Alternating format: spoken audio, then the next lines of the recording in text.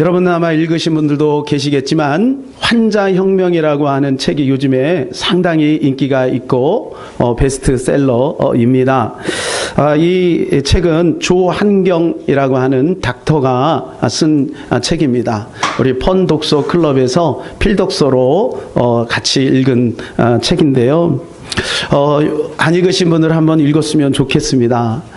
여러분 이분에 대해서는 또 인터넷 들어가면 유튜브에 조한경 또는 환자혁명이라고 치면 자세하게 소개되고 있는데 지금 500만 뷰가 넘을 정도로 다운로드 수가 그렇게 많은 인기를 끌고 있습니다.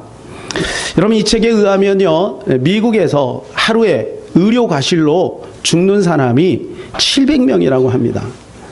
여러분 이건 어마어마한 숫자죠. 전보 여객기가 2대가 하루에 떨어지는 거예요. 전보 여객기가 2대가 떨어지면 여러분 신문에서 막 난리가 날 겁니다. 그죠? 세월호로 죽은 사람이 304명입니다. 그 2배가 되는, 2배 이상 되는 사람이 미국에서만 날마다 의료과실로 죽고 있어요. 여러분 우리나라, 그리고 전 세계적으로 따진다면 어마어마한 숫자가 매일같이 의료과실로 죽고 있다는 것입니다. 이 책은 의료계의 구테타라고 해도 과언은 아닐 것입니다. 여러분 여기에 보면 검은 커넥션이 있다는 거예요. 검은 커넥션. 이게 뭐냐면 여러분 우리가 먹는 그 약, 이 제약회사가 그 약을 팔기 위해서 언론계, 정치계 또는 의료인들 그리고 교수들과 결탁이 되어 있다는 거예요. 그래서 그 만든 약을 공론화시키고 그리고 약간 포장시켜서 이 약을 먹지 않으면 안 되게끔 환자들을 유혹하는 거죠. 그래서 어디가 아프면 그 약을 찾게 하고 그 약을 그냥 무조건 맹신하게 만드는 거죠. 그래서 여러분 이 의료 전문 기자들이 이 조한경 씨에게, 닥터에게 질문을 하는 거예요. 당신은 의사들에 대한 불신을 조장하는 것이 아니냐? 그리고 이분은 한마디로 어불성설이다. 그렇지 않다. 이것은 나 혼자만의 생각이 아니라는 거예요. 이거는 이미 많은 의사들이 공유하고 있는 생각이고 그리고 현대의 많은 똑똑한 환자들이 스스로 이 부분에 대해서 다 답을 가지고 있다는 거예요. 그게 뭐냐 하면 기능의학이라는 거예요. 기능의학은 이미 미국뿐만 아니라 우리나라에서도 이 의과대학에서, 유명한 의과대학에서 한 과목으로 채택하고 있는 거예요. 현대의학은 질병에 초점을 맞췄다면 기능의학은 환자에게 초점을 맞추는 거예요.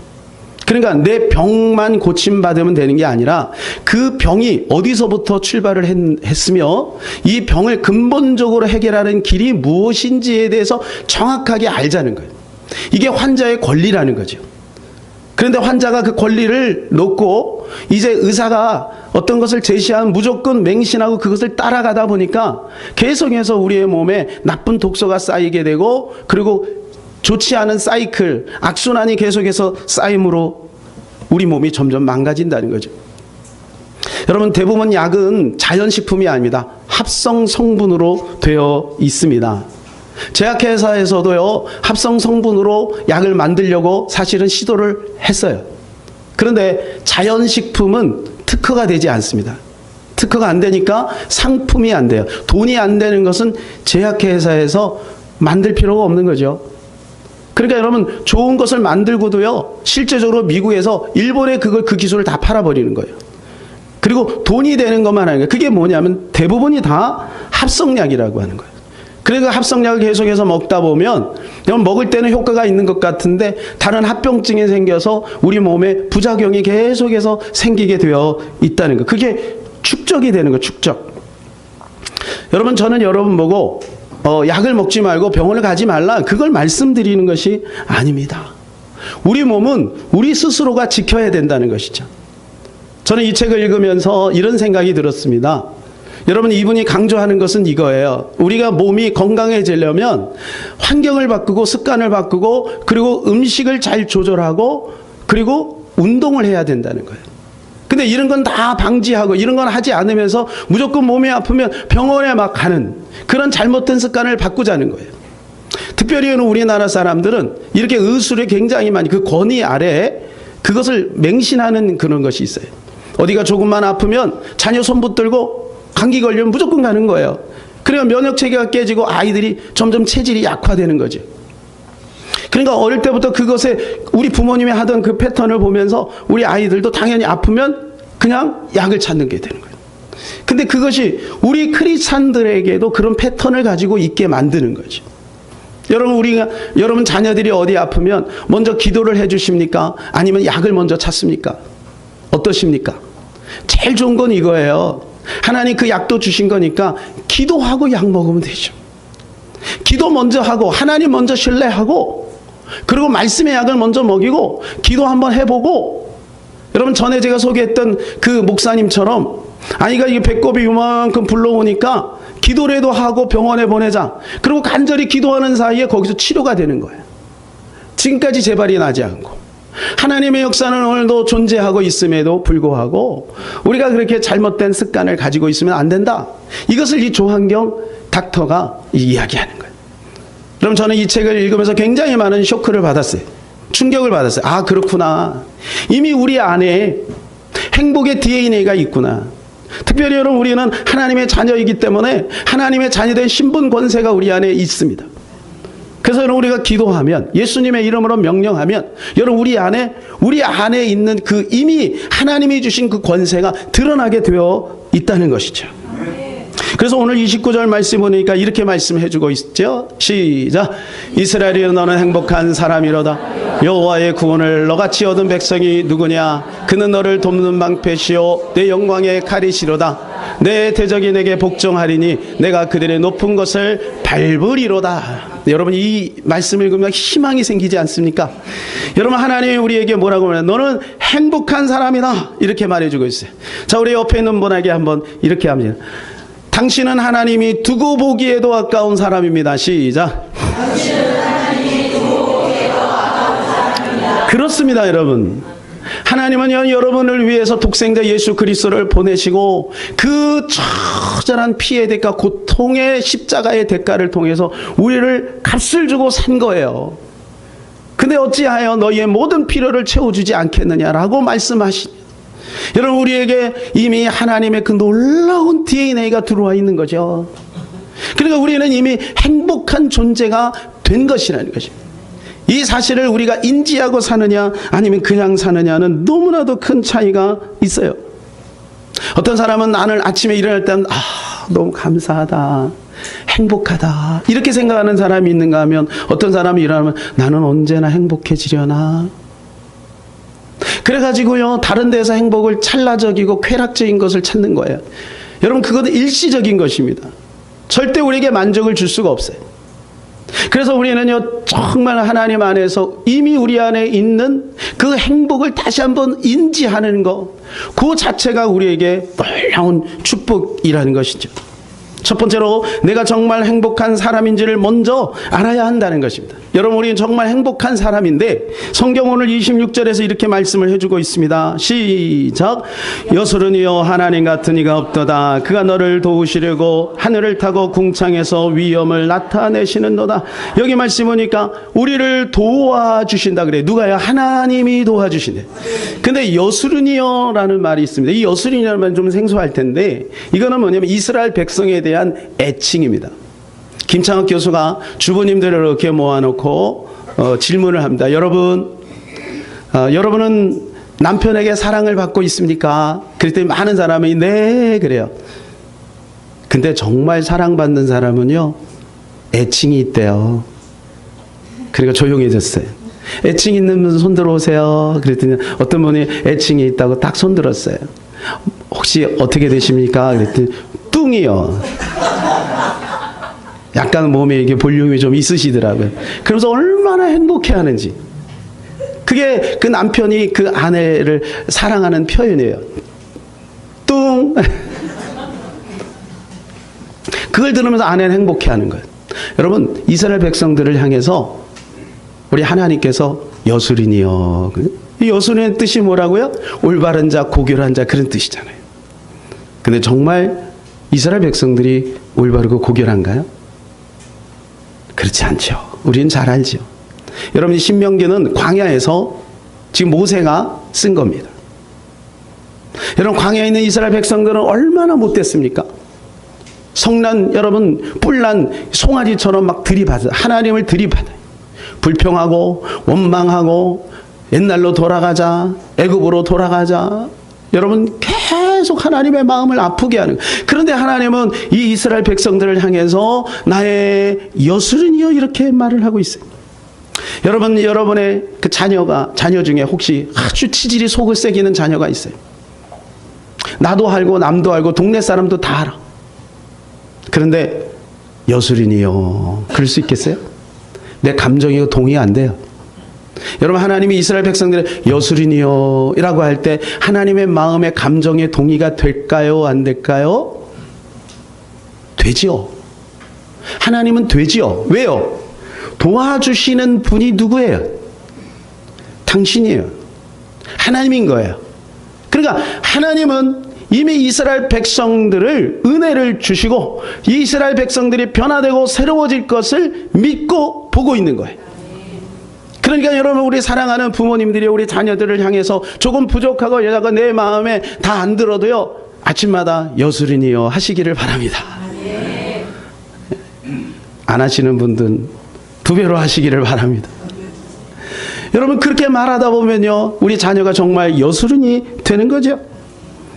여러분, 이것을 기록한 것이 모세인데, 이 모세가 이제 가나안 땅에 들어가기 초입에서 지금 이스라엘 백성들을 이제 죽음을 앞두고 이제 설교를 하는 내용이에요. 이거 설교문입니다. 신명기는 설교문인데, 여러분, 모세는 지금 이스라엘 백성들에게 이것을 이야기하고 있는 거예요. 너희는 하나님의 행복한 사람이라, 너희는 이 여수른이다, 이렇게 고백을 하고 있는 거예요. 이렇게 권면을 하고 여러분 이렇게 선포를 하고 있는 거예요. 그러면 여러분이 모세가 지금 립 서비스로 그렇게 하는 걸까요? 아닙니다. 그렇지 않습니다. 여러분, 모세는 누구보다든지 알아요. 누구보다도 자기 자신을 알아요. 자기는 80세 고목나무 같은 나이, 80세 부름을 받았어요. 여러분, 80세에 부름을 받아 무엇을 하겠습니까? 소망이 없습니다. 그런데 하나님께서 그를 얼르고 달래서 이스라엘 민족 지도자로 삼습니다. 여러분, 모세는 못해요, 안 해요, 힘들어요, 애굽 왕이 두려워요, 그 말만 계속했어요. 그런데 하나님은요, 그를 고치고 달래고 그래서 썼어요. 지금까지 40년 동안 그를 쓴 거예요. 사용한 거예요. 그러니까 자기가 보니까 달라져 있어요. 자기가 정말 그럴듯한 민족의 지도자로 되어 있어요. 이스라엘 백성들도 정말 자기를 그냥 노인네로 보지 않고 민족의 지도자로 인정하고 있어요. 그 모세가 없으면 벌벌벌 떨어요. 여러분, 자기 자신을 보면서 깨달은 거예요. 아, 그렇구나. 하나님이 도와주시면 되는 거구나. 되는 거구나. 여러분, 도와주시는 분이 능력이 있기 때문에 도움을 받는 사람은 상관이 없어요. 여러분, 우리는 0이요 1이라면 여러분, 무한대와 붙으면 무한대가 되는 거죠. 우리는 야들야들한 종이 조각이 같아도 여러분, 이 벽에 딱 붙어있는 종이는 절대 찢어지지 않는 거예요. 전능하신 하나님이 우리 편이 되시고 우리를 도와주시기 때문에 내가 경험해보니 학습된 믿음을 가지고 있는 거예요.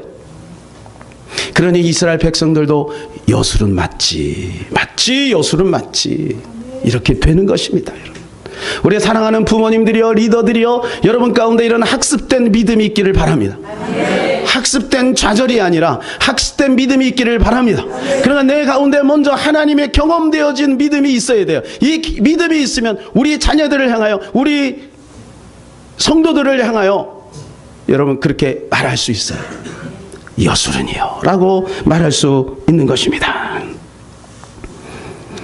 여러분, 그런데 하나님이 어떻게 도와주시냐? 26절 우리 다시 한번 읽어볼까요? 26절 시작. 여수르니여 하나님 같은 이가 없도다. 그가 너희를 도우시려고 하늘을 타고 궁창에서 위엄을 나타내시는도다. 여러분, 하나님이 이렇게 도와주시려고 오시는데 어떻게 하냐면, 보세요. 하늘을 타고, 이 손오공도 아닌데 하늘을 타고 궁창에서 위엄을 나타내신대요.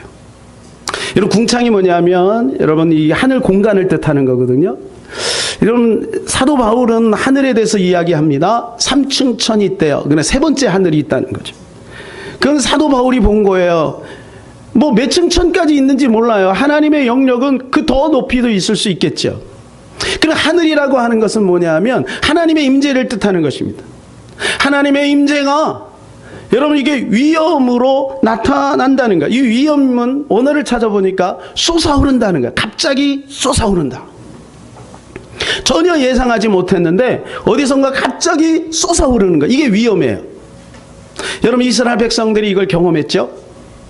홍해 앞에 섰을 때 진퇴양난입니다.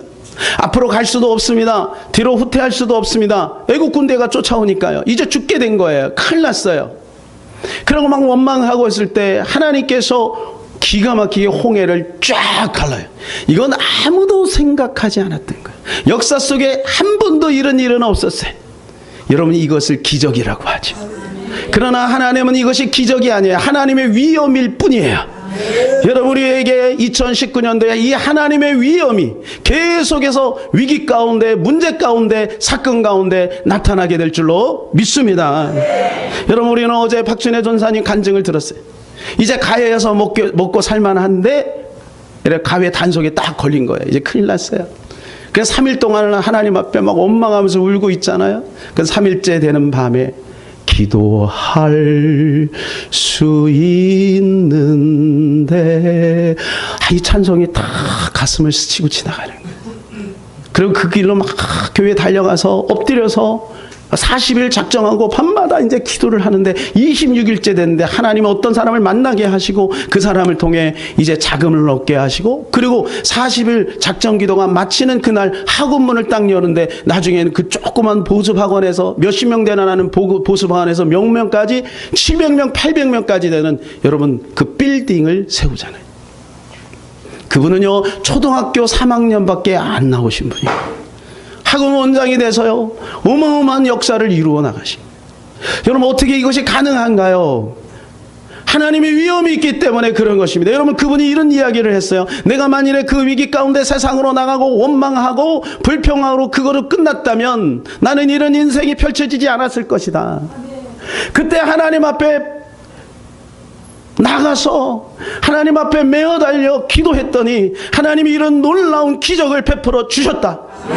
여러분을 사랑하는 여러분, 도저히 안 될 것 같은 그 문제가 있으면 여러분 그것 때문에 낙심하고 좌절하고 세상으로 뛰쳐나가지 말고 요 앞에 하나님 앞에 성전 앞에 나와서 기도하시기를 바랍니다.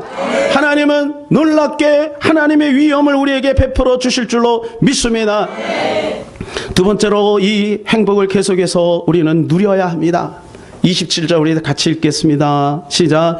영원하신 하나님이 내 처소가 되시니 그의 영원하신 팔이 내 아래에 있도다. 그가 내 앞에서 대적을 쫓으시며 멸하라 하시는도다. 자, 여기 보시면 하나님이 내 처소가 되신대요. 이 처소라는 말이 집이라는 뜻입니다. 제가 국어사전에 보니까 은신처. 여러분 낮에 아무리 바쁘게 피곤하게 일해도 우리는 저녁에 집에 가서 쉽니다. 우리 안식처죠. 어떤 재난이 있으면 국가에서 그 보호처를 마련해요. 임시 대피소를 마련하죠. 또 전쟁이 나면 벙커 안에 들어가 쉴 수 있는 곳을 마련합니다. 이게 처소. 예수님도 그래서 뭐라 그러셨냐면 내가 너희를 위하여 거처를 예비하러 가노니 천국에 우리의 처소가 있어요. 어디에 있다고요? 천국에 있습니다. 여러분 우리 처소는 천국에 있습니다. 여러분 우리 처소는 지옥에 없습니다. 여러분 믿음으로 선포하시기를 바랍니다. 우리 처소는 지옥에 없어요. 우리 처소는 천국에 있어요. 예수님이 준비하셨어요. 예. 여러분 이런 좋은 은신처가 우리에겐 다 있어요. 그래서 어떤 사람은 뭐냐 아파트가 거처이신 분도 있고 또 어떤 분은 일반 주택 또 나이가 들면 우리 그러죠. 이제 뭐 전원주택 텃밭도 있고 풀도 있고 공기 좋은 그런 곳에 살기를 원합니다. 제가 살고 있는 그 지역에 지금 이제 이 상도동에 타워팰리스가 세워진대요. 그래서 한 33층 이상 되는 아주 고층 아파트가 딱 이제 곧 세워지게 됩니다. 개발이 이제 됩니다. 여러분 사람마다 이제 그런 곳에 들어가기를 원하죠.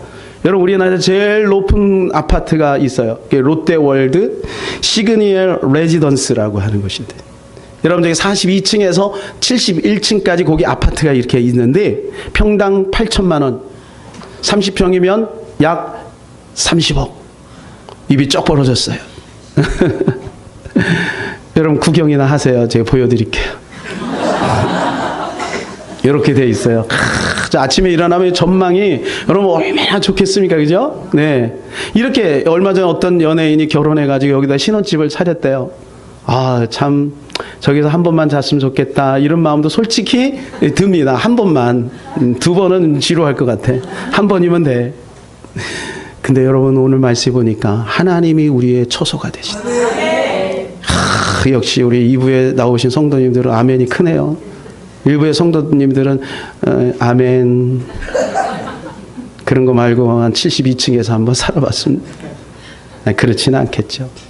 여러분 이 말씀을 들으면 우린 기절해야 돼요. 여기서 뭐 하나님이 처소가 된다는 말이 무슨 이 하나님의 원어를 보면 엘로힘으로 되어 있어요. 오늘 본문에는요. 세 가지 하나님의 이름이 나옵니다. 26절에는 엘이라고 나옵니다. 27절은 엘로힘입니다. 29절에는 여호와입니다. 엘은 우리가 흔히 말하는 갓입니다. 갓. 단수로 되어 있죠. 그리고 27절 엘로힘은 엘로아. 이게 엘의 복수형 엘로아에서 파생된 복수형입니다. 엘로힘. 여러분 이게 왜 중요하냐면 이 엘로힘은 창세기 1장 1절에 태초에 하나님이 천지를 창조하시니라 할 때 요 하나님이 엘로힘으로 되어 있어요. 이거는 하나님은 처음부터 삼위일체 하나님으로 계셨다는 거예요. 그런데 지금 우리가 고백해도 하나님이 너의 처소가 된다라고 하는 이 하나님이 여러분 엘로힘이에요. 그러니까 여러분 성부, 성자, 성령님이 우리가 가는 곳마다 우리를 보호하시고 지키시고 인도해 주신다는 거예요. 초가 삼간도 여호와 하나님과 함께하면 여러분 그것이 천국이 되는 것입니다. 여러분 뭐 시그니얼 뭐 그거 레지던스 뭐 잘 발음도 잘 안 되는데 여러분 그런 곳에 사는 것이 여러분 천국이 아니에요. 하나님이 함께하는 것이 천국이에요. 여러분 그런 데 살면 불나면 어떻게 더 무서워? 내려오려면 우리 집은 그냥 문만 열면 마당이야. 확 도망가면 되지만 거기 내려오려면 더 복잡해. 여러분 하나님이 우리의 처소라고. 하나님이 정말 이거 기절할 일이에요. 전능하신 삼위일체의 하나님이 우리의 처소가 돼. 근데 문제는 뭐냐면 그것을 느끼는 사람이 있고 안 느끼는 사람이 있는. 그럼 오늘 주제가 그거예요. 우리 안에 그것이 있다는 거예요. 그럼 우리가 그거를 누리자는 거죠. 여호와는 스스로 계신 하나님. 그 스스로 계신 하나님이 뭐라고 말씀하세요? 너는 행복한 자로다. 창조주 하나님이 그렇게 말씀해 주시는 거예요. 그리고 뭐 어떻게 도와주시냐면 팔로 여러분 보호해 주시나. 팔로. 그죠? 영원하신 팔이 내 아래 어디 있다고요? 아래에 있대요. 이건 받쳐준다는 거잖아요. 하나님이 우리를 어디를 가든지 떨어지지 않도록 이렇게 받쳐주신다는 거예요. 저는 이 말씀 준비하면서 옛날 생각이 났어요. 제가 일본에 있을 때 갑자기 조금 힘든 일이 있어서 두려움이 확 몰려오더라고요. 그래서 이제 기도하는 가운데인데 하나님이 내 처지를 탁 보여주시는데 마치 제가 태평양 한가운데, 여러분 바다는 가까이 있으면 파랗지만 멀리 가면 시커먼 거 아시죠? 시커먼 바다에 제가 이렇게 너무 외롭게 있는 거 아무도 없어. 근데 갑자기 어디선가 큰 팔이 딱 나타나더니 저를 이렇게 탁 하는데 제가 개미만해. 그 손바닥에 개미만해. 그러니까 이 손이 운동장이에요. 그게 절대 떨어질 일이 없잖아요. 가는 곳마다 지키시고 보호해 주신다는 것을 상징적으로 딱 그림으로 알려주셨어요. 그때 제 마음의 두려움이 싹 사라집니다. 여러분 그렇습니다. 이게 사실입니다. 여러분 오늘 한 해 지낼 동안 여러분 봄, 여름, 가을, 겨울 여러분 1월부터 12월까지 지내는 동안 하나님은 여러분을 이렇게 하나님의 크신 팔로 이렇게 안아서 여러분을 보호해 주시고 생명싸개로 여러분 싸주시고 함께해 주실 줄로 믿습니다. 그래서 이사야서 41장 10절에 보니까 이렇게 말씀해 주고 있잖아요. 다 같이 읽읍시다. 시작. 두려워하지 말라. 내가 너와 함께함이라. 놀라지 말라. 나는 내 하나님이 됨이라. 내가 너를 굳세게 하리라. 참으로 너를 도와주리라. 참으로 나의 의로운 오른손으로 너를 붙들리라. 할렐루야. 여러분 그 하나님의 손은 변덕쟁이가 아니에요. 하나님의 손은 약하지 않아요. 강하고 의로운 오른손으로 우리를 꼭 붙잡아 주실 줄로 믿습니다.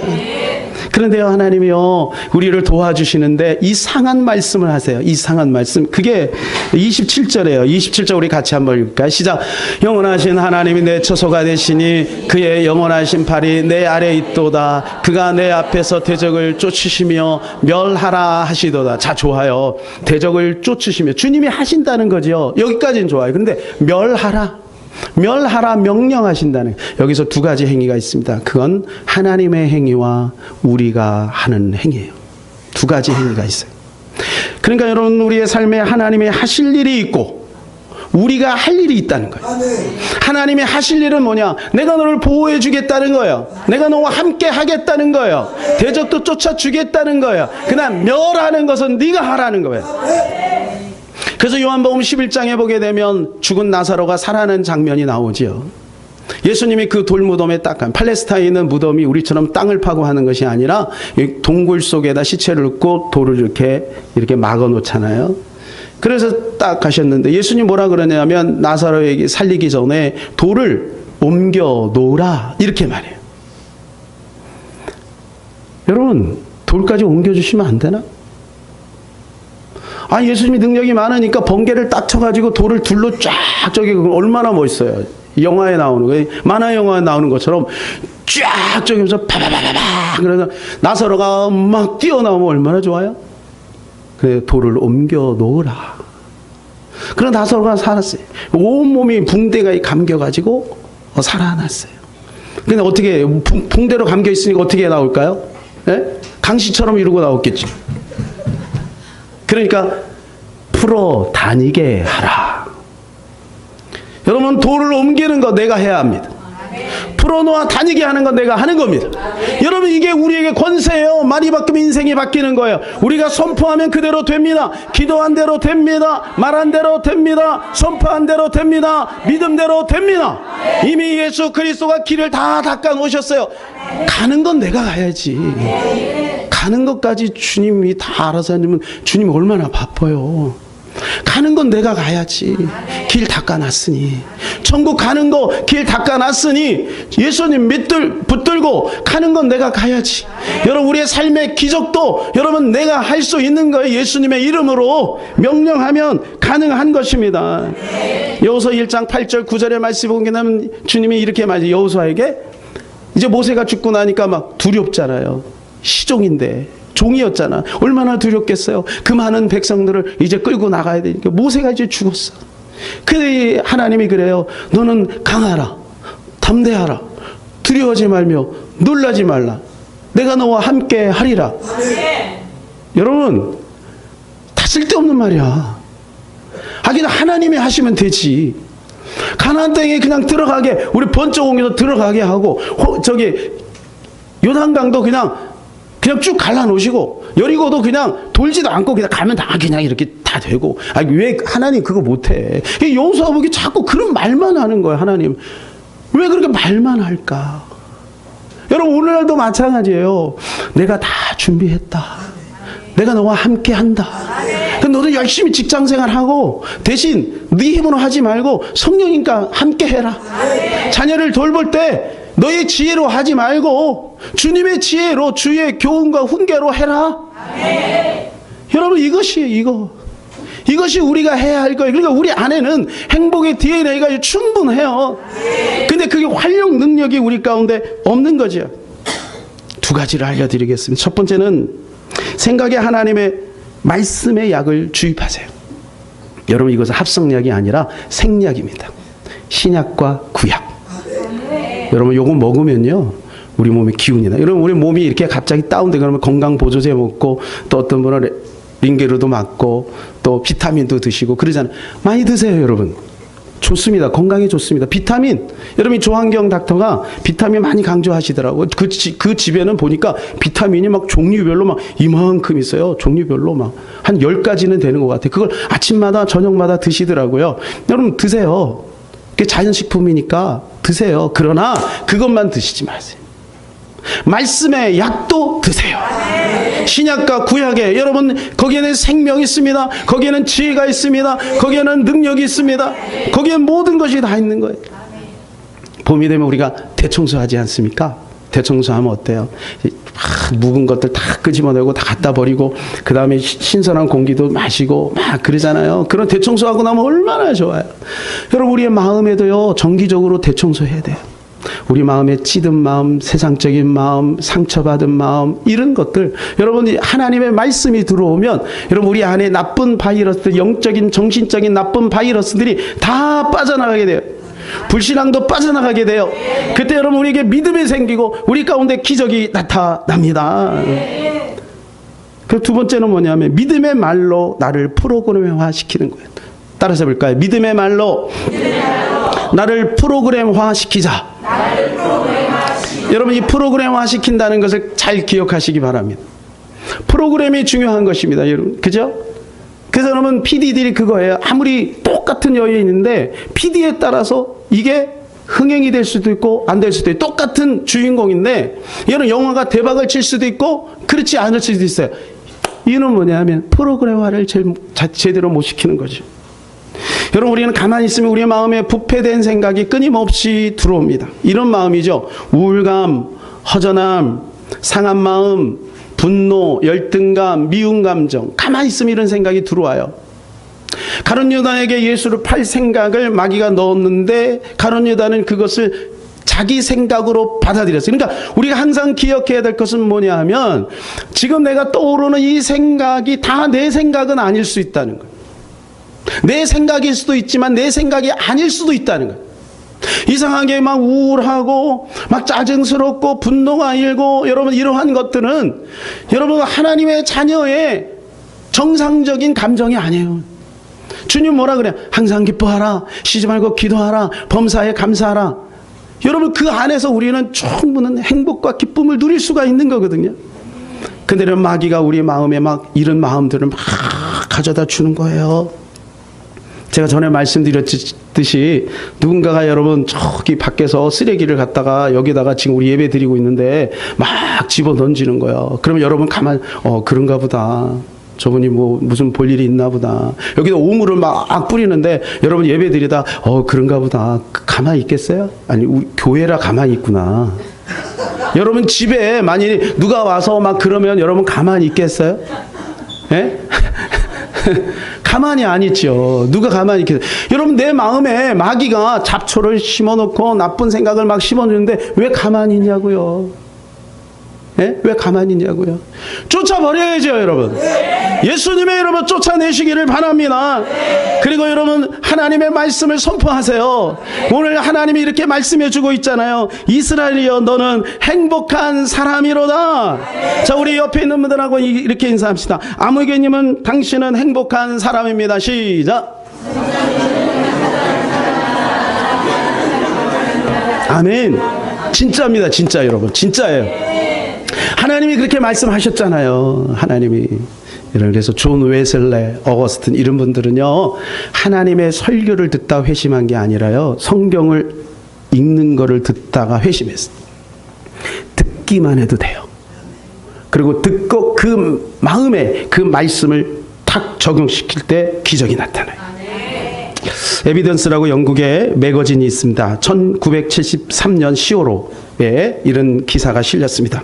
영국의 한 북부 한 도시에 그때 당시에는 공산주의자들이 있었고 당연히 무신론자들 지금도 있겠죠.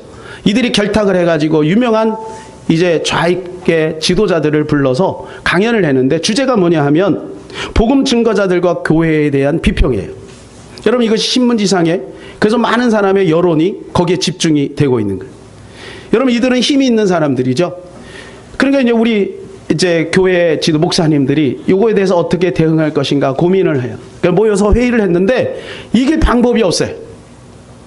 한 목사님이 이제 집에 돌아가서 너무 낙심된 마음으로 성경을 이렇게 읽는 가운데 성경에 보니까 마태복음 12장 28절에서 29절에 이런 말씀이 있어요. 우리 같이 한번 읽을까요? 시작.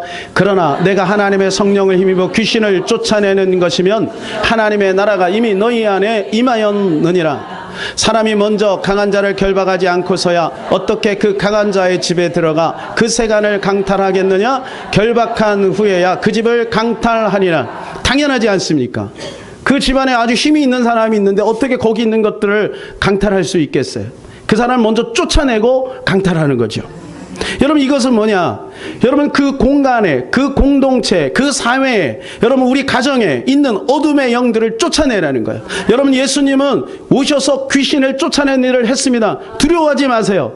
귀신 쫓아내는 거 지금 한 잘못된 단체에서 사용해가지고 우리가 그 나쁜 이미지로 있는데 그렇지 않아요. 예수님이 오셔서 이렇게 말씀하셨어요. 오늘과 내일 내가 귀신을 쫓아내겠어요. 3일에 내가 다시 살아나리라. 그렇게 말씀해요. 마가복음 3장 13절에 15절에 예수님이 이렇게 말씀하셨어요. 여러분 제자들을 부를 때 제자들 부른 세 가지 목적이 되지만 함께 있고 귀신을 쫓아내며 전도도 하게 하려 함이라. 여러분 귀신을 쫓아낸 것은 하나님의 사역이고 예수님의 관심인 것입니다. 우리가 해야 되는 것입니다. 여러분 두려워하지 마시고 여러분의 가정의 어둠의 영들을 쫓아내시기를 바랍니다. 주님이 하신 건데 왜 두려워하세요? 그래갖고 이 목사님이 그 말씀을 듣고 보고 그렇구나. 그들과 논쟁에서는 이길 수가 없다. 그럼 어떻게 할까? 예배가 마친 다음에 믿음이 좋은 100여 명의 성도들을 다 불러놓고 자 저를 따라서 하세요. 그랬어요. 나사렛 예수의 이름으로 명하노니 이 지방의 공산주의와 무신론자들을 조정하는 원수 마귀는 결박을 당할지어다. 이렇게 하면 성도들이 따라서 한 거예요. 또 나사렛 예수의 이름으로 명하노니 남편을 헛들고 아마 좀 그런 분이 있었나 봐요. 그 교회 남편을 헐뜯고 비난하고 죽이고 멸망시키는 악령들아 이 지방에서 물러갈지어다. 이렇게 했더니요 여러분 놀라운 일이 벌어졌어요. 며칠이 안 지났는데요 지들끼리 회의하다가 막 대립이 있고 분열이 생기고 막 그래서 거기서 막 추태가 벌어지는 거예요. 막 광란의 추태가 막 벌어져 서로 막 밀치고 싸우고 막 이렇게 하더니 이게 신문에 이제 보도가 된 거예요. 그리고 여론이 이제 확 바뀐 거죠. 그리고 주동하는 관무들 그중에 이제 사업하는 사람들이 뒷돈을 댔을 거 아니에요. 이 사람들이 어떻게 해요? 사업이 갑자기 안 되는 거예요. 여러분 하나님의 역사는 실제입니다. 어떤 한 청년이 있었습니다. 이 청년이요 이제 연초가 되면 이제 신수를 보러 간대요. 세상 사람들은 그래서 신수를 보러 갔는데 딱 가니까 점쟁이가 뭐라 그러는 올해는 물 조심해라 그랬대요. 그게 마음에 팍 꼽힌 거예요. 여러분의 잡지에 실린 겁니다. 이 실험이 실화. 마음에 탁 꼽혔어요. 그리고 이제 물만 보면 두려운 거예요. 이제 여름이 됐는데 약혼녀가 우리 좀 해수욕하러 가자 그랬어요. 그래도 단칼에 거절했어요. 싫어. 그러면 그걸 좀 설명하고 이렇게 하면 되잖아요. 아마 그 약혼녀가 크리스찬이었는지 두려워갖고 얘기를 안 해. 싫어. 그래놓고 또 가자고 할까봐 두려워서 미국으로 잠시 도피해 있었어요. 물이 두려워서. 태평양에 빠지면 어떡하려고? 가는 데마다 다 물인데. 그리고 도피해 있었어 거기. 그래갖고 돌아온 사이에 약혼녀가 마음에 실망이 돼서 다른 남자하고 결혼 약속을 잡아버린 거예요.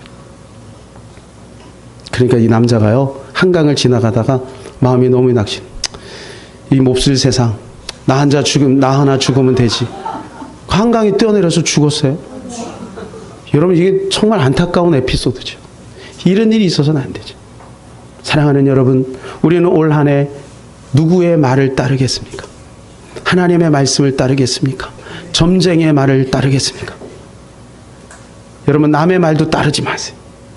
부정적인 말 누가 여러분 직장 동료가 한마디 툭 했다고 여러분 거기에 흔들리지 마세요. 여러분 우리는 우리 자신이 지켜야 돼요. 하나님은 우리 안에 계시고 성령님 우리와 동행하시고 여러분 우리에게 말씀과 기도의 무기가 있지 않습니까? 그러면 싸워서 얼마든지 이길 수가 있습니다. 여러분 내 안에 떠오르는 내 생각 여러분 거기에도 휩쓸리지 마세요. 하나님의 말씀만 붙드시기를 바랍니다. 얼마 전에 제가요 배가 너무 고픈 가운데 있는데 어떤 집사님이 월남쌈을 해주셨어요. 그래서 월남쌈을 이렇게 먹는데 너무 맛있는 거예요. 얼마나 맛있는지 제가 이거 먹으면서 무슨 생각이 드냐면 저 집사님 너무 빨리 싼다. 내가 빨리 먹어야 돼. 없어질 것 같아. 빨리 먹어야지. 그리고 막 정신없이부터 저녁에 돼갖고요 여기에 탁 걸렸어요. 이게 다음 날도 불편한 거야. 여러분 웃지만 되게 힘들더라고요. 밥을 못 먹겠는 거야. 너무 힘들어서. 그리고 아침부터 기도는 했어요. 어떻게 기도했냐면 제가 그때 선포의 중요성을 알았어요. 속으로만요. 하나님이 고쳐주시겠지 뭐 하나님 뭐 이렇게 어떤 막 정식적으로 기도한 것도 아니야. 그리고 이제 저녁이 된 거야. 도저히 이대로는 못 잘 것 같아. 그래서 제가 문득 우리 식구들에게, 가족들에게 한번 기도를 좀 요청해야 되겠다. 그래갖고 우리 좀 기도 좀 해달라고, 제가 지금 이렇다고 그랬더니 이제 저희 집 사람이 배에다 손을 얹고 저희 아들은 이제 등에다 손을 얹고 기도를 했어요. 뭐 길게 한 것도 아니에요. 그냥 막 기도를 이렇게 하더라고. 그리고 아멘 하고 이제 저는 이제 세면을 하고 나오는데 시원한 거예요. 그리고 나도 모르는 사이에 이렇게 물을 말리면서, 와, 이거 신기하다. 이게 당연한 건데 목사가 이렇게 철부지예요, 목사. 목사도 당연히 기도한 거 믿어야 되잖아요. 근데 제가 안 믿은 거예요. 안 믿고 나오면서, 와, 이상하다. 야, 신기하다. 여보, 저 신기하네. 그랬다니까, 여러분.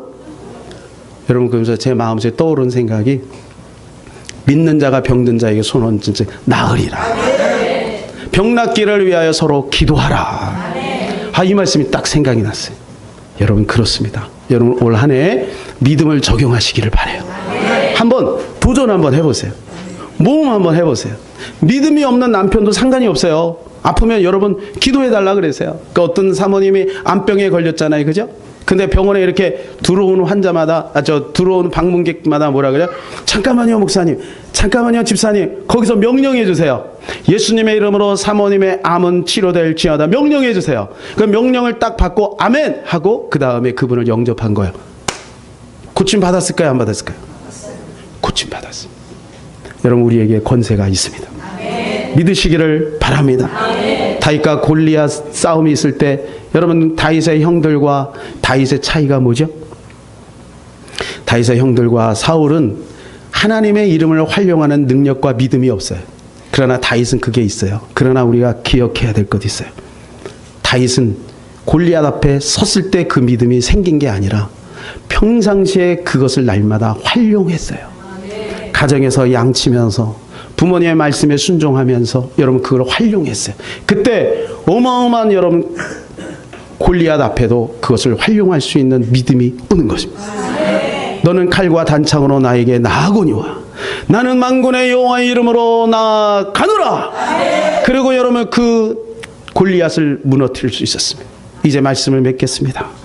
여러분, 행복은 멀리 안에 있는 것이, 멀리 있는 것이 아니에요. 우리 안에 이미 있습니다. 예수님의 피의 대가로 와 있습니다. 우리가 이걸 활용만 하면 되는 것입니다. 그러므로 우리 안에는 무한 능력이 있음을 믿고 날마다 선포하고 기도하며 승리하는 올 한 해 되시기를 우리 주 예수 그리스도 이름으로 축복합니다. 이 시간 우리 찬양 같이 하기를 원합니다. 아무것도 두려워 말라. 이번에 오려지 기도의 주제 찬양입니다. 우리 같이 한번 가사의 뜻을 생각하면서 찬양합시다.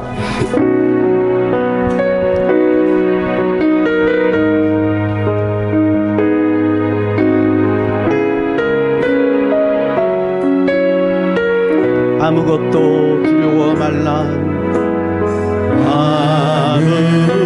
아무것도 두려워 말라. 주 나의 하나님이 지켜주시네. 놀라지 마라. 겁내지 마라. 주님 나를 지켜주시네. 다시 한번 아무것도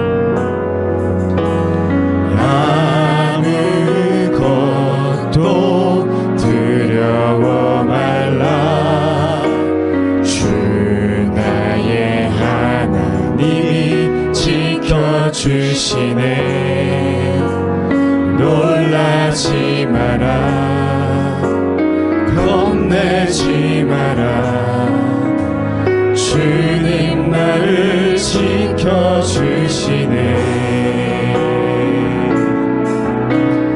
내 맘에 힘이 겨워 지칠지라도 주님 나의 힘이 되시네. 세상의 험한 풍파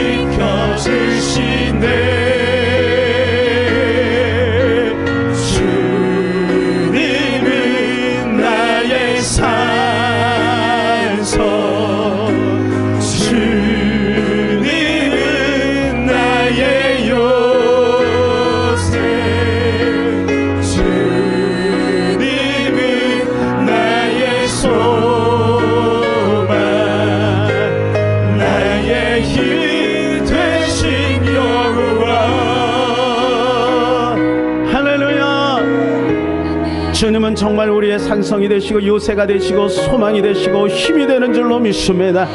올 한 해 하나님 우리의 가정을, 우리의 사업을, 우리의 자녀를, 이 교회를 지켜주실 줄로 믿습니다. 하나님 오직 주님만이 우리의 행복입니다. 주님만 따라가기를 원합니다. 우리 다 같이 기도하겠습니다. 산에 계신 하나님 아버지 은혜를 감사합니다. 오늘도 하나님 앞에 나와 하나님 정말로 주님 앞에 우리의 마음을 드리는 주님만이 우리의 소망됨을 고백하며 주님만이 우리의 능력됨을 고백하며 주님만이 우리의 산성됨을 고백하며 우리 안에 이미 사랑이 우리 안에 행복이 있으며 주님이 우리를 향하여 하나님 예수를 라고 말씀하고 계심을 하나님이 너는 행복자라고 말씀하고 있음을 기억하며 하나님 오늘 하나님 우리가 오직 믿음만을 가지고 나갈 수 있도록 도와주옵소서. 하나님 아버지 감사합니다. 우리를 사랑해 주셔서 감사합니다. 우리 안에 이미 주님의 놀라운 행복의 DNA를 심어주신 줄로 믿습니다. 이것을 활용하게 하여 주옵소서. 두려워하지 말고 놀라지 말고 믿음 가지고 선포하며 말씀 붙들고 꼭 승리할 수 있도록 도와주시옵소서. 우리 주 예수 그리스도의 이름으로 기도하옵나이다. 아멘.